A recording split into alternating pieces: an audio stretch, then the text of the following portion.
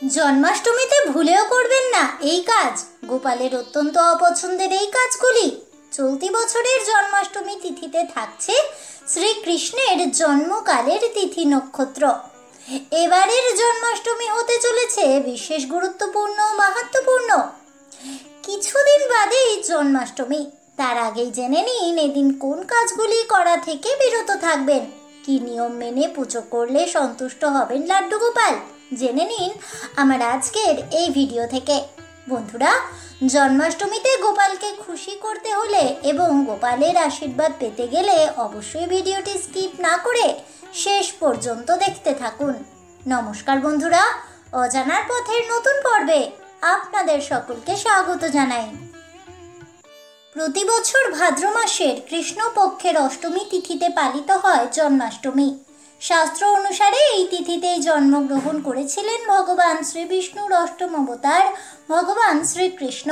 হিন্দু ও বৈষ্ণব ধর্মে জন্মাষ্টমী অত্যন্ত গুরুত্বপূর্ণ এবং মাহাত্ম্যপূর্ণ একটি অনুষ্ঠান। প্রতি বছর ভক্তি সহকারে জন্মাষ্টমী গোটা দেশ জুড়ে মহা সমারোহে পালিত হয়। অনেক বাড়িতেই এদিন গোপালের নানা রকম প্রিয় খাবারও ভোগ দিয়ে পুজো করা হয়। তবে জন্মাষ্টমীর দিন বাড়িতে বেশ কিছু কাজ করা থেকে বিরত থাকুন, কারণ এই কাজগুলি একেবারেই পছন্দ করেন না লাড্ডু গোপাল। শাস্ত্রমত অনুযায়ী বলা হয়েছে এবছর জন্মাষ্টমীতে অত্যন্ত শুভ যোগ পড়েছে। শ্রীকৃষ্ণের জন্মের সময় যে যোগ পড়েছিল এই বছর অর্থাৎ 2024 সালে ঠিক সেই যোগ পালিত হবে জন্মাষ্টমীতে। ভাদ্র মাসের কৃষ্ণপক্ষের অষ্টমী তিথি ও রোহিণী নক্ষত্রে শ্রীকৃষ্ণের জন্ম হয়েছিল। এই বছরও জন্মাষ্টমী তিথিতে থাকছে রোহিণী নক্ষত্র। এবার জন্মাষ্টমীর অষ্টমী তিথি একদিনই পড়েছে, সে কারণেই সাধু সন্ন্যাসী ও সন্তরা একই দিনে শ্রীকৃষ্ণের আরাধনা করতে পারবেন। জন্মাষ্টমীর পুণ্যতিথিতে পূজিত হবেন ভগবান শ্রীকৃষ্ণ।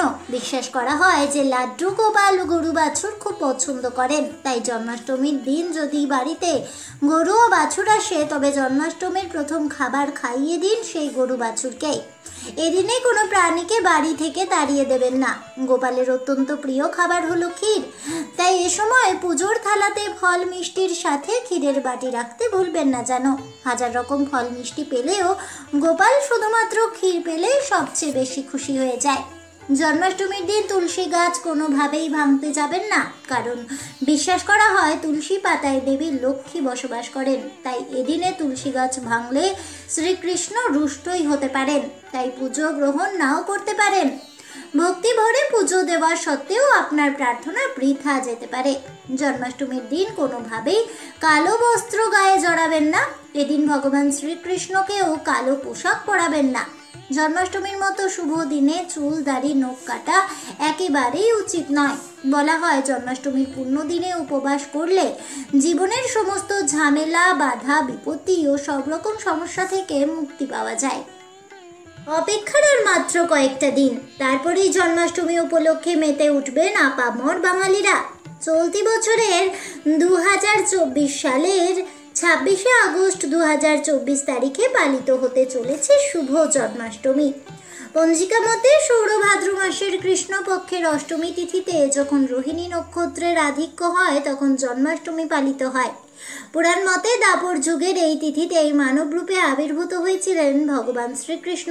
সাধারণত ভাদ্র মাসের প্রথম দিকে জন্মাষ্টমী পালন করা হয়। হিন্দু ধর্মাবলম্বীদের কাছে কৃষ্ণ জন্মাষ্টমীর গুরুত্ব অপরিসীম। প্রধানত বৈষ্ণব মতাবলম্বীরাই জাগতিক মঙ্গল কামনা এবং অশুভ অকল্যাণ দূর করতে এই ব্রত পালন করে থাকেন। ভাদ্র মাসের কৃষ্ণপক্ষের অষ্টমী তিথিতে শ্রীকৃষ্ণ এই ধরাধামে এসেছিলেন বলেই মনে করা হয়। কৃষ্ণ ভক্তদের কাছে জন্মাষ্টমীর বিশেষ মাহাত্ম্য আছে। প্রতি বছর দেশের বিভিন্ন প্রান্তে ধুমধাম করে জন্মাষ্টমী ব্রত পালন হয়। শ্রীকৃষ্ণের আশীর্বাদ পেতে এদিনে উপবাস রেখে পুজো অর্চনা করেন অনেকেই। তবে জন্মাষ্টমীতে কয়েকটি কাজ ভুলেও করা উচিত নয়, না হলেই কৃষ্ণ আরাধনা করলেও বিপদ আপনার পিছু ছাড়বে না কিছুতেই। জন্মাষ্টমীর দিন বাড়িতে জন্মাষ্টমীর পুজো থাকলে কখনোই দেরি করে ঘুম থেকে ওঠা যাবে না। এদিন সকাল সকাল ঘুম থেকে উঠুন। সম্ভব হলে এমন পূর্ণ দিনে গঙ্গা স্নান করুন। শুদ্ধ বস্ত্র পরিধান করে তবেই পুজোয় বসতে পারবেন। স্টিল বা লোহার প্রদীপ জন্মাষ্টমীর পুজোয় ব্যবহার করা চলবে না। শ্রীকৃষ্ণের পুজোয় তামা পিতল ও মাটির প্রদীপ ব্যবহার করুন। কৃষ্ণের পুজোয় যে ফুল ব্যবহার করবেন তা যেন অবশ্যই টাটকা হয়, কারণ পুরনো বাসি ফুল গোপাল একেবারেই পছন্দ করেন না। তাই জন্মাষ্টমী পুজোর আগেই পুরনো বাসি ফুল ঠাকুর ঘর থেকে সবার আগে সরিয়ে ফেলুন। জন্মাষ্টমী পুজোয় কিন্তু পুজো শেষ হওয়ার আগে পর্যন্ত কিছুই খাওয়া চলবে না। যদি এদিন কিছু খেয়েও ফেলেন তবে অবশ্যই দাঁত মেজে নিন। জন্মাষ্টমীতে অবশ্যই পরিষ্কার জামা কাপড় পরে শুদ্ধ বস্ত্রে পুজোয় বসুন, তবে এদিনে পাট বস্ত্র পরিধান করতে নেই। কৃষ্ণ জন্মাষ্টমীর দিনে সাত্ত্বিক আহার গ্রহণ করা উচিত। এদিনের রান্নায় রসুন পেঁয়াজ ব্যবহার করা চলবে না, কারণ রসুন ও পেঁয়াজ তামসিক খাবারের অন্তর্ভুক্ত। আবার জন্মাষ্টমীতে মাংস মদের সেবনও করতে নেই। কৃষ্ণকে শ্রী বিষ্ণুর অষ্টম অবতার বলা হয় এবং তুলসী হল শ্রী বিষ্ণুর অত্যন্ত প্রিয় পত্নী। তাই কৃষ্ণ জন্মাষ্টমীর দিনে ভুলেও তুলসী পাতা তোলা যাবে না। পুজোয় কৃষ্ণকে অর্পণ করবার জন্য একদিন আগেই তুলসী পাতা তুলে রাখুন। উল্লেখ্য, তুলসী পাতাকে বাসি মনে করা হয় না, তাই আগে থেকেই তুলসী পাতা তুলে রাখা দোষমুক্ত। ধনী হোক বা দরিদ্র, শ্রীকৃষ্ণের চোখে তো সকলেই সমান। তাই কৃষ্ণ জন্মাষ্টমীতে ভুলেও কাউকে অপমান করা চলবে না।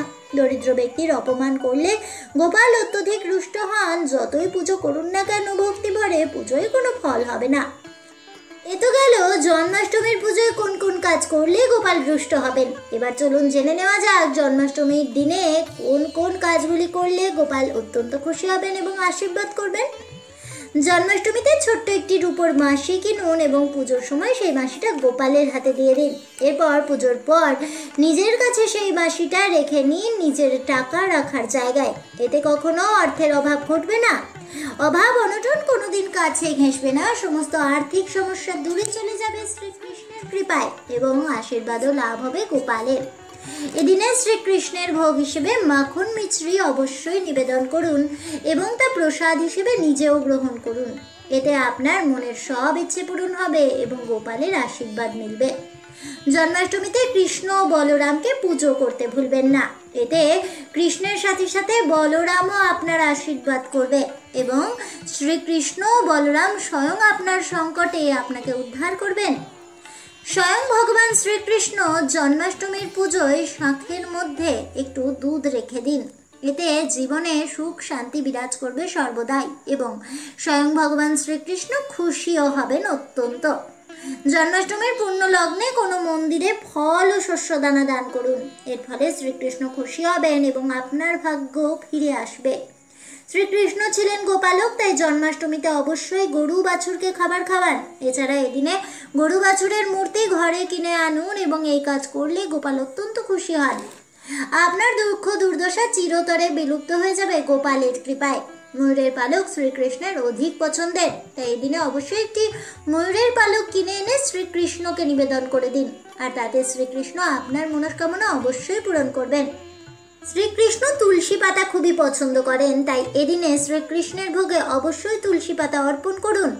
আর কাউকে যখন প্রসাদ দেবেন তখন তাতেও তুলসী পাতা দিতে ভুলবেন না যেন, কারণ এতে কৃষ্ণ প্রসন্ন হবেন এবং গোপালের আশীর্বাদও মিলবে। কৃষ্ণ জন্মাষ্টমীর দিন গোপালকে অবশ্যই তালের ভোগ দিন, কারণ তাল হলো গোপালের সব থেকে প্রিয় ফল আর তাল খেতে গোপাল সব থেকেই ভালোবাসেন। তাই অবশ্যই এদিনে তালের বড়া, তালের লুচি, তালের ক্ষীর, তালের পিঠে গোপালকে ভোগ হিসেবে নিবেদন করুন। জন্মাষ্টমীর দিন বালগোপালকে খুশি করতে 56 রকম পদ সাজিয়ে নিবেদন করুন। একে বলা হয় 56 ভোগ। হিন্দু শাস্ত্র মতে দেবদেবীদের পুজোর সময় সাধারণত বিজোড় সংখ্যায় নৈবেদ্য সাজানো হয়, কিন্তু 56 সংখ্যা কেন জানেন কি? পৌরাণিক কাহিনী মতে বৃন্দাবনবাসীরা ইন্দ্রকে নানা রূপে মহার্ঘ ভোগ হিসেবে নিবেদন করে সন্তুষ্ট রাখতেন। হিন্দু শাস্ত্র মতে ইন্দ্র হলেন বৃষ্টি ও বজ্রের দেবতা। তার আশীর্বাদে সঠিক সময়ে পর্যাপ্ত বৃষ্টিপাত ও বর্ষণ হয়। তাই চাষিরা ইন্দ্রদেবকে তুষ্ট করতে দামি ও প্রচুর ভোগ রান্না করে নিবেদন করতেন, কিন্তু গরিব চাষিদের পক্ষে দামি ভোগ নিবেদন করা দুঃসাধ্য ছিল। চাষিদের কষ্ট দূর করতে ইন্দ্রকে এভাবে ভোগ নিবেদন না করে নিজের অবস্থা বুঝে তবেই ভোগ নিবেদন করতে বলেছিলেন শ্রীকৃষ্ণ। কৃষ্ণের কথা শুনে চাষিরা সেই মতো কাজই করে থাকেন। এদিকে ভোগের সামগ্রীতে ঘাটতি দেখে ইন্দ্র অত্যন্ত রেগে যান। তার ক্রোধে প্রচণ্ড বৃষ্টি ও বজ্রপাত হতে থাকে। ক্রোধের কারণে বৃন্দাবনে হতে থাকে মেঘ ভাঙা বৃষ্টি। তারপর থেকে মানুষের জীবন হয়ে ওঠে বিপন্ন। বিপদে পড়ে শ্রীকৃষ্ণের দ্বারস্থ হন সকলেই। বন্যা পরিস্থিতি থেকে বাঁচতে গ্রামবাসীরা গোবর্ধন পর্বতের দিকে চলে যায়, কিন্তু গোবর্ধন পর্বতের দিকে যেতে গিয়ে সকলেই দেখেন শ্রীকৃষ্ণ নিজের পর্বতকে নিজের কোড়ে আঙুলে তুলে ধরেছেন, আর সেই পর্বতের তলায় আশ্রয় নেয় সকল গ্রামবাসীরা। টানা 7 দিন ধরে বৃষ্টিপাত হলে বন্যা পরিস্থিতি আরও জোরালো হয়ে ওঠে। ওই 7 দিন টানা কৃষ্ণ ঠাকুর কোড়ে আঙুলে পর্বতকে ধরে রাখেন। 7 দিন ধরে এক চুলো নড়েননি তিনি, এমনকি এক কণা খাবারও মুখে তোলেননি পর্যন্ত। কাহিনী অনুযায়ী সাধারণত শ্রীকৃষ্ণকে মা যশোদা 8 বার খাবার খাওয়াতেন। বৃষ্টিপাত থামার পর বৃন্দাবনবাসী 56 রকম ভোগ রান্না করে 7 দিনের মোট 8 রকম অর্থাৎ 56 ভোগ নিবেদন করেছিলেন কৃষ্ণকে। আর সেই থেকেই জন্মাষ্টমীর দিনে এই কাহিনীকে স্মরণ করেই বালগোপালকে 56 ভোগ রান্না করে নিবেদন করা হয়। আর এতে গোপাল অত্যন্ত খুশি হন এবং ভক্তকে প্রচুর আশীর্বাদ প্রদান করেন।